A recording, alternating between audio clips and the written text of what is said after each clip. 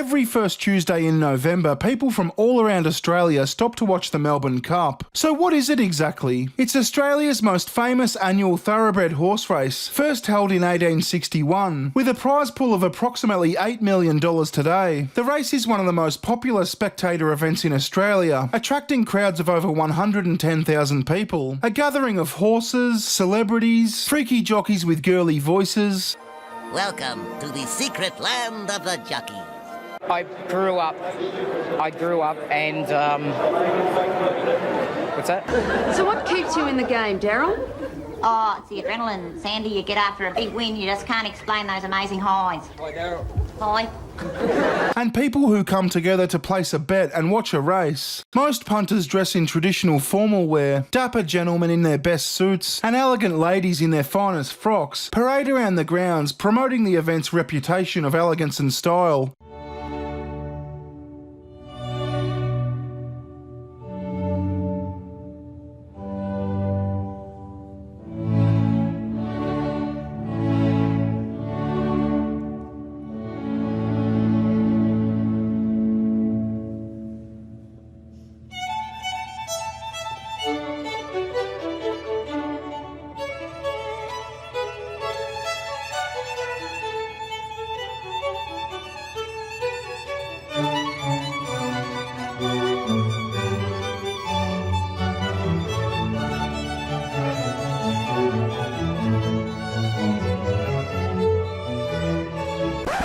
But in reality, we all know what the Melbourne Cup is really about. Pissed up bogans, and lots of them. Every year we wait to see the antics of drunken blokes and skanky chicks who've made right dickheads of themselves at the races. Everything from brawls, very public vomiting, to behaviour bordering along the Me Too movement standards. Cup Day is one that never lets you down. And we'll get into all that good stuff right after this sponsor.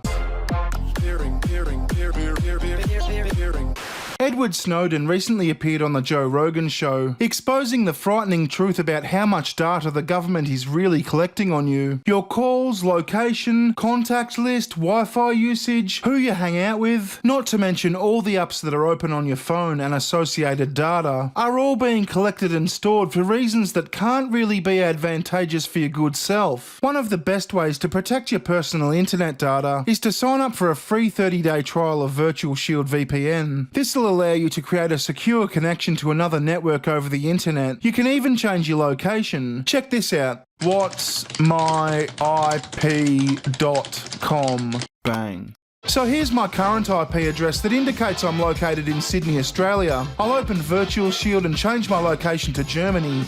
Hit refresh, and now I've got a new IP address that indicates I'm located in Frankfurt, Germany. This month, VirtualShield is offering a Black Friday special of 40% off all VPN plans and all premium add-ons. Sign up for a free 30-day trial to see what all the hype is about. You've got nothing to lose. If you want some love, just let me know.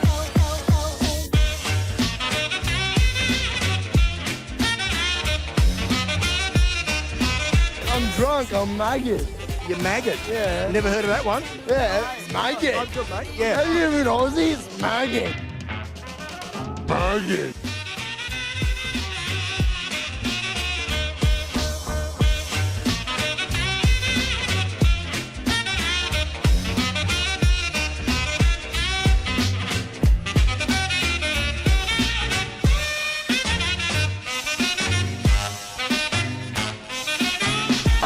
Right in there. I'm right in there. Shit's going crazy.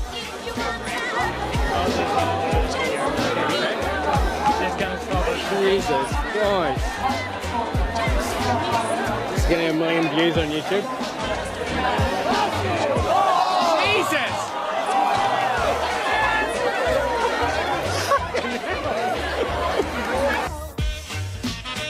Maggot. You said I had a nice package. Well, we said you were the total package. Oh, sorry, I misinterpreted that. I'm just so used to the other one.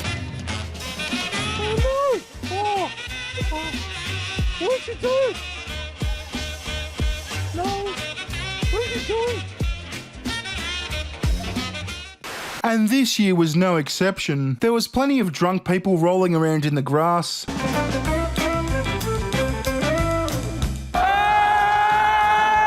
a buffet of self-declared hot sluts, Look at us, hot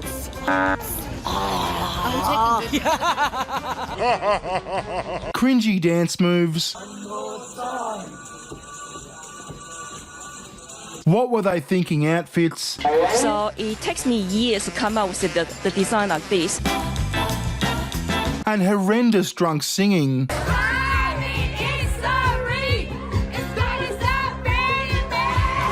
Here we see a drunken fight break out at the front of the Uber pickup after the company announced it wouldn't be running its service due to technical problems. Well, footage has emerged of an ugly brawl at Melbourne Cup. 5 men are seen throwing punches and wrestling to the ground near the Uber pickup area at Flemington.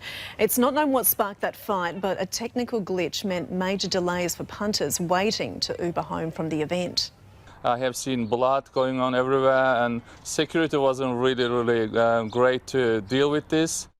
That fight had broken up by the time police arrived. And finally, adding to the spectacle, was this year's group of protesters. Every year, the militant protesters come out to voice their outrage at the treatment of horses. They get out their signs and images of dead horses and take to the streets. They do all they can to piss people off, including disrupting traffic and halting the train line that leads to the race grounds. To make sure that line is clear, it has been targeted in the past by protesters. The subject of animal welfare and mistreatment of horses definitely had opinions divided. Some appalled at the cruelty. Yeah, it's so cruel. And some who thought the protests were over the top, suggesting that the horses in general were treated very humanely. Kids in Africa die every day in the Middle East and no one says anything about it. A couple of horses die and everyone starts crying. I've seen family friends who take care of race horses and they're very well taken care of. And then, of course, there were those more indifferent. I definitely would not have come if I hadn't already paid for the tickets and my friends had booked to come down. Yep, I definitely would not have come. But I did spend a shitload of money on a ticket and organised my whole day around this. So, you know, whatever. Fuck the horses. Avi Yemini was there to talk to some of the protesters. So 2 of the protesters from last week, I'm telling you can fact check it. Okay. They were charged for punching a police horse in the face. He brought up the question of what would happen to 70,000 horses in the industry if racing was effectively banned. There's about 70,000 horses now in the industry. What's going to happen to them? Some suggested sanctuaries and horse retirement plans. You know, like a horse pension. There's no support, there's no kind of retirement plan. Well, they'll go to sanctuaries, they'll be looked after, and then the whole industry will be slowly phased out. But the reality would most likely be they'd just be slaughtered. They're going to be unwanted and discarded. They're going to be slaughtered. Is that the case? Absolutely. The subject of horse privilege was raised. Have you ever been to the stables where they raise these horses? No. I'll tell you right now, you should go and check it out, because if they treat humans that way, I would love to be your horse. Yeah, but that's just a small minority. Yeah, horse privilege. As well as horse consent. I don't know, they said that the horses don't consent. Fuck off, mate. So it's about consent. Yeah, consent, yeah. So it's about consent. Exactly. Drug dogs, they don't consent. Absolutely right. No, you're against anything that uses animal. I'm against walking dogs that help the blind. You're against walking dogs that help the blind. Really? Yeah. But it didn't take long before police told him his presence was antagonising the protesters by, you know, asking them for their opinions. He was escorted away, as to not further trigger the outrage mob. I'm asking you to move on. Will you leave? But Will you leave? Will you leave? You've been a negative influence. How? How? Because you're disrupting the protesters. How? I don't know how. I don't know how. I don't know how. But whether you were there to watch and enjoy the races or protest them, at least both sides could agree it was a great opportunity to have a drink and get pissed. How you going, brother? I can't see you. You're not my brother. That is such a... Mishuganen. Ma'ata de Fook. Why can't you learn? Shit. So you guys don't actually care about the horses, you're just here to get shit-faced.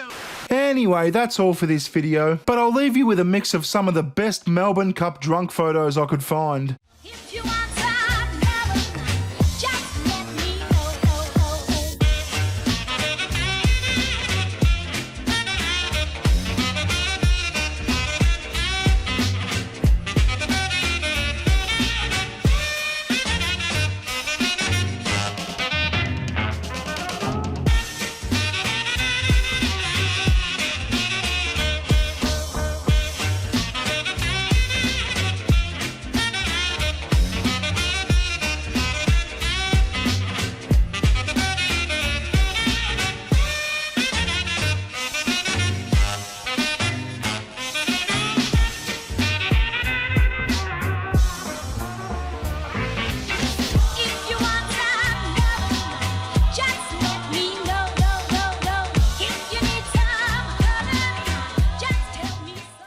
So anyway, that was the 2019 Melbourne Cup. Until next year, I'll catch you later.